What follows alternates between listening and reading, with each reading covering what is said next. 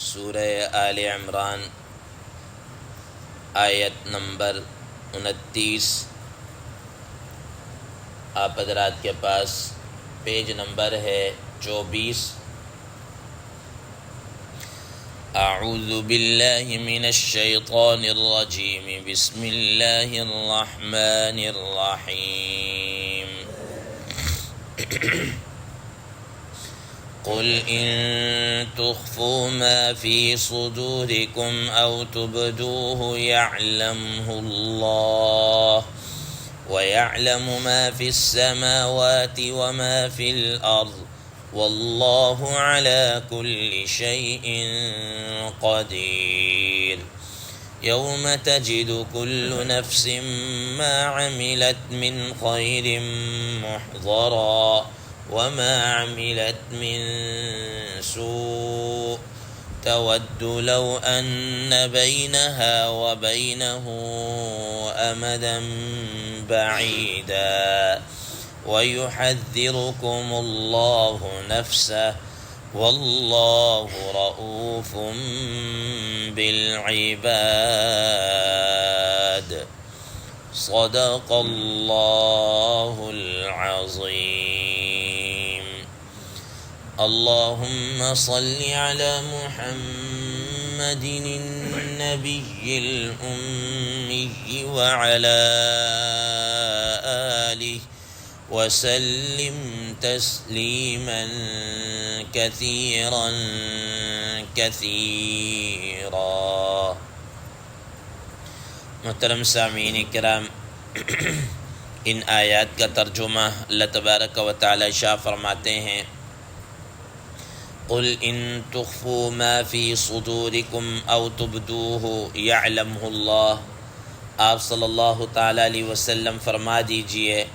کہ اگر تم چھپاؤ جو کچھ تمہارے دلوں میں ہے یا تم اس کو ظاہر کرو گے، یعلمہ اللہ، اللہ تبارک و تعالی اس کو ہر حال میں جانتے ہیں، وَيَعْلَمُ مَا فِي السَّمَاوَاتِ وَمَا فِي الْأَرْضِ، اور وہ جانتے ہیں جو کچھ آسمانوں میں ہے اور جو کچھ زمینوں میں ہے، وَاللَّهُ عَلَى كُلِّ شَيْءٍ قَدِيرٌ، اور اللہ تبارک و تعالی ہر چیز پر قدرت رکھنے والے ہیں۔ یوم تجد کل نفس ما عملت من خیر محضرا، جس دن ہر شخص جو اس نے اچھے اعمال کیے ہوں گے اپنے سامنے پا لے گا، حاضر پا لے گا، وما عملت من سوء، اور جو اس نے اپنے برے کام کیے ہوں گے ان کو بھی اپنے سامنے پا لے گا۔ تود لو ان بینہا وبینہ امدا بعیدا، اور وہ شخص اس بات کی تمنا کرے گا کاش کہ اس کے اور ان برے اعمال کے درمیان میں بہت دور کی مسافت ہوتی، فاصلہ ہوتا۔ وَيُحَذِّرُكُمُ اللَّهُ نَفْسَهُ، اور اللہ تبارک و تعالی تم کو اپنی عظیم الشان ذات سے ڈراتے ہیں۔ وَاللَّهُ رَؤُوفٌ بِالْعِبَادِ، اور اللہ تبارک و تعالی بندوں پر انتہائی مہربان ہیں، شفیق ہیں۔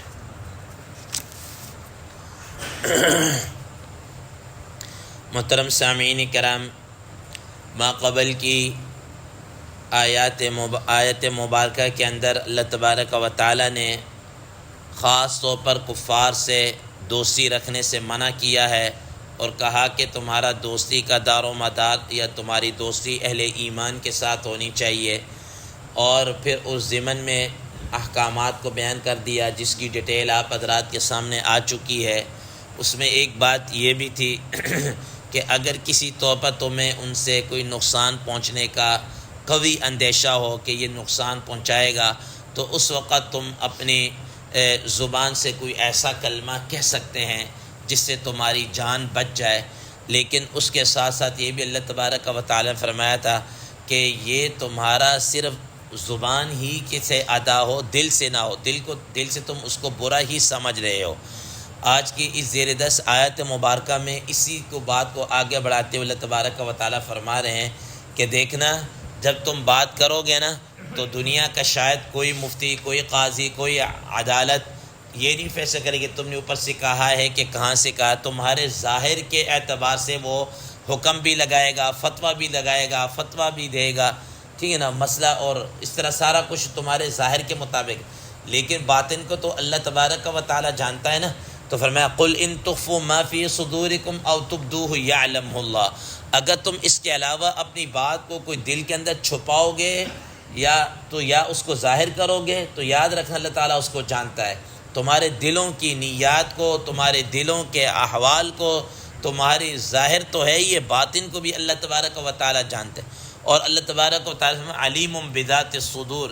دلوں کے رازوں کو، بھید کو بھی کہا اللہ تبارک و تعالیٰ جاننے والا ہے۔ تو اس لیے تم اللہ تبارک و تعالیٰ سے نہیں چھپا سکتے، اس لیے تمہیں چاہیے کہ خدا خوفی کرتے ہوئے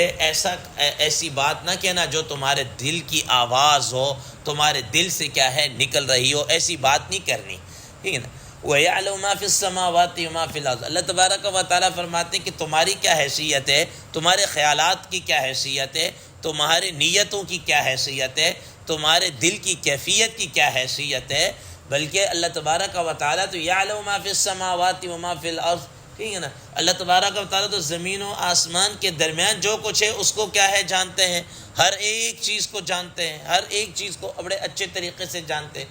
محترم سامعین کرام، دنیا کے اندر ہم دیکھتے ہیں مثال کے طور پر ایک آدمی ہے، اگر اس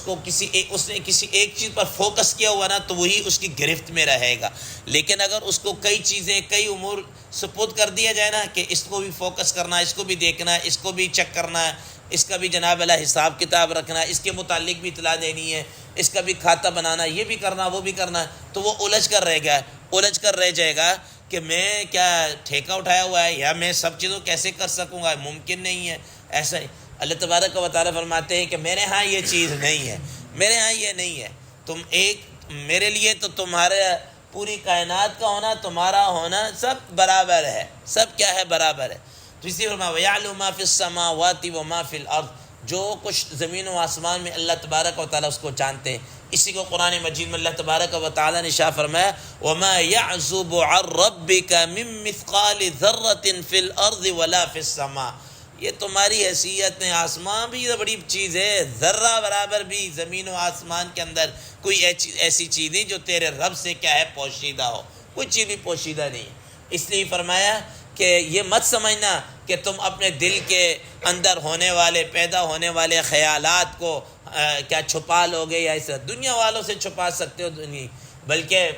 اب تو زمانہ جدید ایسے آ گیا کہ آج کل جیسے کہ آپ حضرات پڑھتے ہیں، سنتے ہیں کہ جی اس کو جھوٹ پکڑنے والی مشین سے کیا ہے گزارا جائے، اور وہ مشین کیا ہے جھوٹ پکڑ سکتی، جو ایک انسان کسی چیز کو ٹریس کر سکتا ہے تو رب العالمین کیوں نہیں کر سکتے۔ اس لیے فرمایا کہ سوچ سمجھ کے کوئی بات کرنا، واللہ علی کل شیء قدیر، اللہ تبارک و تعالی ہر چیز پر کیا ہے پوری کی پوری قدرت رکھنے والے ہیں، پوری کی پوری کیا ہے قدرت رکھنے والے ہیں، کوئی چیز اس کی قدرت سے باہر نہیں ہے۔ آگے فرمایا یوم تجد کل نفس ما عملت من خیر محضرا وما عملت من سوء، فرمایا کہ جس روز ہر شخص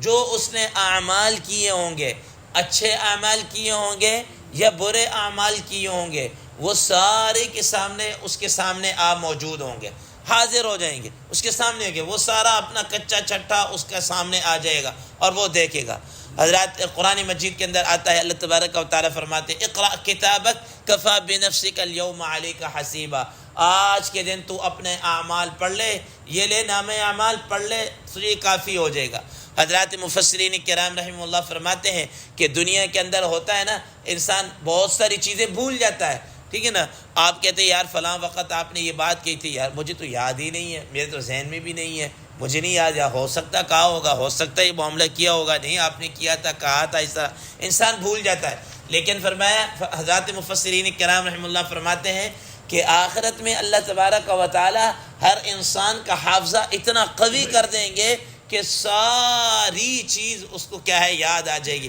اپنا ایک ایک کام کیا ہوا اس کو کیا ہے یاد آ جائے گا کہ میں نے یہ کیا ہے، یہ کیا ہے، ایک ایک چیز اس کے سامنے آ جائے گی، اور ایک تو اس کو یاد بھی آ جائے گا، اور پھر اوپر ثبوت پروف کے طور پر سارا کچا چٹھا نام اعمال کی شکل میں بھی کیا ہے آ جائے گا، تو اس کو کہا جائے گا اقرأ کتابک کفی بنفسک اليوم علیک حسیبا۔ حضرات محدثین کرام رحمہ اللہ فرماتے ہیں کہ حدیث مبارکہ میں آتا ہے، رسول اللہ صلی اللہ تعالیٰ علیہ وسلم فرمایا کہ آج دنیا کے اندر تو ہے نا کہ مثال کے طور پر 100 آدمی ہے تو کوئی 100 میں سے کوئی پڑھ سکتا ہے، کوئی نہیں پڑھ سکتا، 2-4 پڑھ لیں گے باقی نہیں۔ ویسے بھی آج کل دنیا کے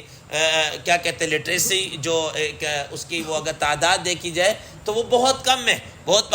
پاکستان کے اندر تو ویسے ہی جناب اعلیٰ کوئی 20% سے تھوڑا سا اوپر کر کے بس، ورنہ باقی ملکوں میں تو شاید اور بھی زیادہ ہو۔ تو اب مثال کے طور پر اب 75% لوگ ہمارے پاکستان میں پڑھنا لکھنا فرض کیا نہیں جانتے، لیکن وہاں پر ایسا نہیں ہوگا۔ ہر ایک شخص کو اللہ تبارک و تعالیٰ ایسی قدرت عطا کر لیں گے کہ وہ فر کیا ہے پڑھتا چلا جائے گا، ایسے جیسے پڑھا لکھا آدمی ہوتا ہے نا ویسے پڑھے گا۔ حدیث مبارکہ میں آتا ہے کہ اللہ تبارک و تعالیٰ جب اس کو دیں گے نا، ہاں بھائی پڑھ، وہ پڑھنا شروع کرے گا، 2-4 صفحے جیسے پڑھتا ہے نا، پھر اللہ تعالیٰ پوچھیں گے ہاں میرے بندے، میرے لکھنے والوں نے تیرے پر کوئی ظلم تو نہیں کیا، ایسا تو نہیں کچھ تو نے نہ کیا ہو وہ لکھ دیا ہو؟ کہے گا یا باری تعالیٰ ایسا کچھ بھی نہیں ہے، ایسا کچھ بھی نہیں ہے۔ پھر اللہ تبارک و تعالیٰ حدیث میں آتا ہے 2-4 صفحے اور پڑھے گا، پھر پوچھے گا کہ ہاں بھائی کہ اے میرے بندے، میرے لکھنے والوں نے تیرے اوپر کوئی ظلم تو نہیں کیا؟ ایسا نہیں ہے کہ کوئی جناب تم نے کچھ بھی نہ کیا ہو تو ایسے خواہ مخواہ تمہارے کھاتے میں ڈال دیا جائے، جیسا کہ آج کل اس زمانے کے اندر ہوتا ہے کہ کوئی آدمی کوئی مجرم پکڑا جائے بس اس کے پیٹے سارے اگلے پچھلے سب کچھ اسی کے کھاتے میں ڈال دیے جاتے ہیں۔ ایسا نہیں ہوگا۔ محترم سامعین کرام، قرآن مجید کے اندر آپ حضرات نے سورہ کہف 15ویں پارے کے اندر یہ بات پڑھی ہے کہ اللہ تبارک و تعالیٰ جب اس کے سامنے وہ لے کر آئے گا نا تو وہ پڑھے گا اور وہ کہے گا ما لهذا الكتاب لا يغادر صغيرة ولا كبيرة الا احصاها ووجدوا ما عملوا حاضرا ولا يظلم ربك احدا۔ وہ پڑھے اور کہے گا یار عجیب ہے، سارا عجیب ہے، ساری باتیں میری اس میں ریکارڈ شدہ ہیں، سب لکھی ہوئی ہیں، کوئی چھوٹی کوئی بڑی، یہ تو میں نے سارے سے چھپ یہ تو میرے، ہم یہ اردو کے اندر نا ایک بڑا محاورہ بولتے ہیں کہ یہ تو میرے فرشتوں کو بھی کیا ہے پتہ نہیں ہے، ٹھیک ہے نا؟ یہ مت چھوڑ دیے کہ فرشتوں کو پتہ نہیں ہے، سب کچھ کیا ہے پتہ ہے، یہ تمہارا خام خیال ہے، تمہاری خام خیالی ہے کہ میرے فرشتوں کو بھی نہیں پتہ، وہاں سارے کرامن کاتبین لکھ کے کیا ہے نوٹ کر رہے ہیں۔ پھر انسان کہے گا یار اسے تو ہر ایک چیز میرا کچا چٹا کھول کر رکھ دیا ہے، ٹھیک ہے؟ تو اللہ تبارک و تعالیٰ فرماتے ہیں یوم تجد کل نفس ما عملت من خیر محضرا، سارا کچھ کیا کرایا، نیکی ہو برے اعمال ہو، وما عملت من سوء، جو برے بھی سب کچھ آ جائیں گے۔ قرآن مجید میں اللہ تبارک و تعالیٰ آخری پارے سورہ زلزال کے اندر فرماتے ہیں وَمَن يَعْمَلْ مِثْقَالَ ذَرَّةٍ خَيْرًا يَرَهُ وَمَن يَعْمَلْ مِثْقَالَ ذَرَّةٍ شَرًّا يَرَهُ۔ ذرہ برابر بھی ایک نیکی کی ہوگی نا وہ بھی آ جائے گی، ٹھیک ہے نا؟ اور رتی برابر، ذرہ برابر، رتی تو بڑی چیز ہے، ذرہ برابر کوئی برائی کی ہوگی وہ بھی آ جائے گی، ٹھیک ہے نا؟ وَمَا تُقَدِّمُوا لِأَنفُسِكُم مِّن خَيْرٍ تَجِدُوهُ عِندَ اللَّهِ، جو بھی تم اپنے نفسوں کے لیے نیکی وغیرہ جو بھی آگے بھیجو گے تجدوه عند اللہ، وہ اللہ تبارک و تعالیٰ کے ہاں تمہیں اس کا صلہ مل جائے گا۔ تو اللہ تبارک و تعالیٰ فرماتے ہیں کہ اس دن سے کیا ہے تمہیں ڈرنا چاہیے، اس لیے سوچ سمجھ کے اپنے خیالات اور سوچ سمجھ کے یہ کریں۔ تود لو ان بینہا وبینہ امدا بعیدا، فرماتے ہیں جب یہ سارا کچا چھٹا آ جائے گا نا،